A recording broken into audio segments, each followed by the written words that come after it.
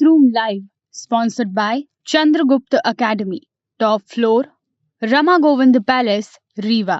नमस्कार, विंध्या टाइम्स में आपका स्वागत है और आपके साथ में आशुतोष तिवारी हाजिर है प्रदेश की 4 बड़ी खबरों के साथ। पहली खबर की बात करते हैं। आज जो मध्य प्रदेश की सबसे बड़ी खबर है, राजधानी भोपाल स्थित कमलापति रेलवे स्टेशन, जो पहले हबीबगंज रेलवे स्टेशन हुआ करता था, आज प्रधानमंत्री नरेंद्र मोदी के द्वारा उनके कर कमलों से उसका उद्घाटन कर दिया गया है। और इस रेलवे स्टेशन के उद्घाटन के बाद प्रधानमंत्री नरेंद्र मोदी ने उद्बोधन दिया और इस उद्बोधन में उन्होंने आदिवासियों के लिए बहुत कुछ कहा।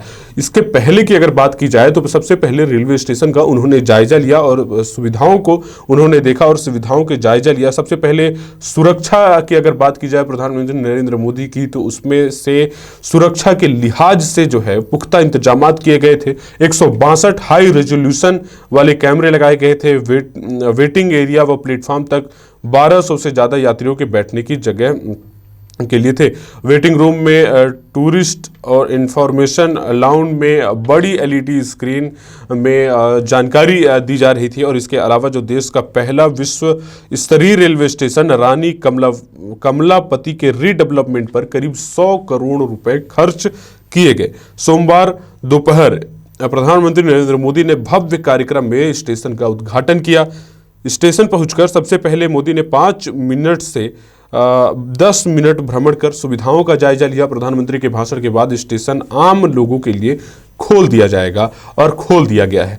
आपको अब बात करते हैं दूसरी बड़ी खबर की, जो पंचायत से जुड़ी हुई है। पंचायत चुनावों को जो अपडेट चल रहा है, जो तैयारियां चल रही हैं, मध्य प्रदेश में पंचायत चुनाव के लिए अधिकारियों की नियुक्ति व प्रशिक्षण का काम और बैठकों का दौर अब तेजी से चलने लगा है, क्योंकि अब पंचायत के चुनाव अगर होंगे तो उससे पहले पूरी तैयारियां करनी होंगी और कभी भी आचार संहिता और मतदान की तारीखों का ऐलान अब जो है वो हो सकता है।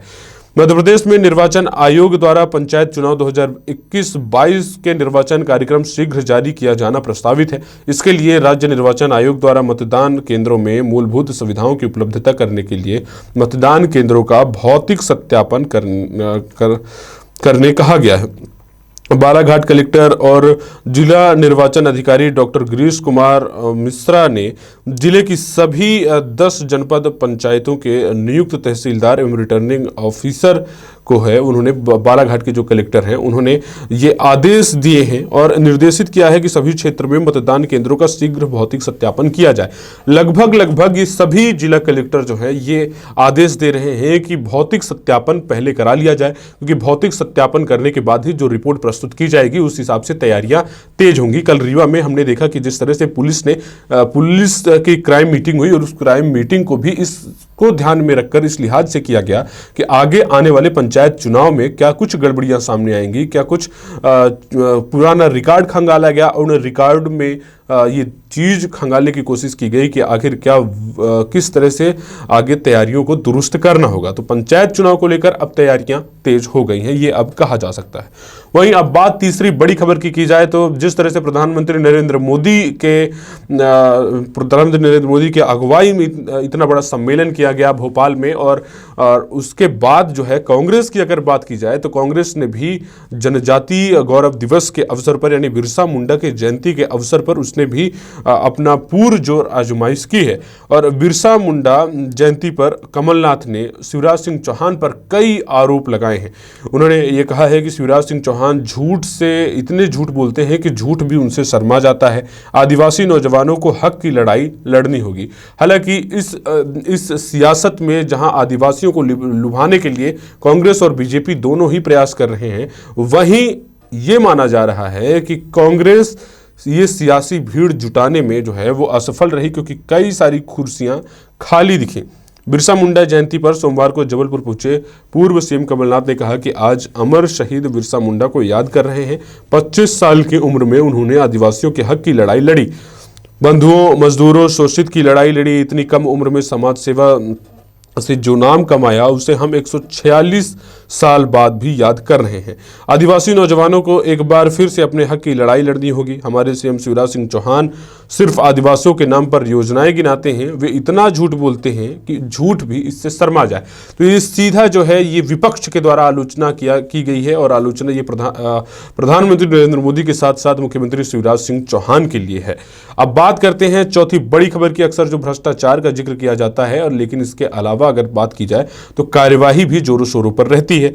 नई जो कार्यवाही हुई है इसकी बात की जाए तो खनिया थाना ईओडब्ल्यू की बड़ी कार्रवाई की गई है, जहां 30,000 की रिश्वत लेते हुए रोजगार सहायक को धरा गया है।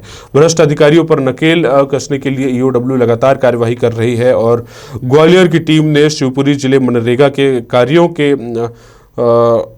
के मस्टर भरने के एवज में महिला सरपंच के देवर ब्रिजपाल लोधी से 30,000 रुपए की रिश्वत लेते हुए रंगे हाथ गिरफ्तार किया है। जांच के बाद कार्यवाही की गई है। यह कार्यवाही जानकारी के अनुसार खनिया धाना तहसील अंतर्गत ग्राम पंचायत मुहारी कला के रोजगार सहायक राघवेंद्र लोधी को मनरेगा के कामों में मस्टर डालने के एवज में लगभग 4,30,000 रुपए की डिमांड की थी। रोजगार सहायक राघवेंद्र लोधी के द्वारा सरपंच देवर से 5% पर कमीशन के आधार पर पैसों की मांग की जा रही थी। मामले पर ईओडब्ल्यू इंस्पेक्टर यशवंत गोयल और भीष्म तिवारी ने जानकारी देते हुए बताया कि ये कार्यवाही एसपी अमित सिंह के निर्देशन में शिकायत के आधार पर की गई। ये शिकायत ईओडब्ल्यू को महिला सरपंच के परिजनों ने की थी। तो ये थी प्रदेश की 4 बड़ी खबरें। ऐसी तमाम खबरों के साथ हम रोजाना आपके बीच हाजिर होते रहेंगे। आप बने रहे विंध्या टाइम्स के साथ। बहुत बहुत धन्यवाद। Newsroom Live, sponsored by Chandragupta Academy, top floor, Rama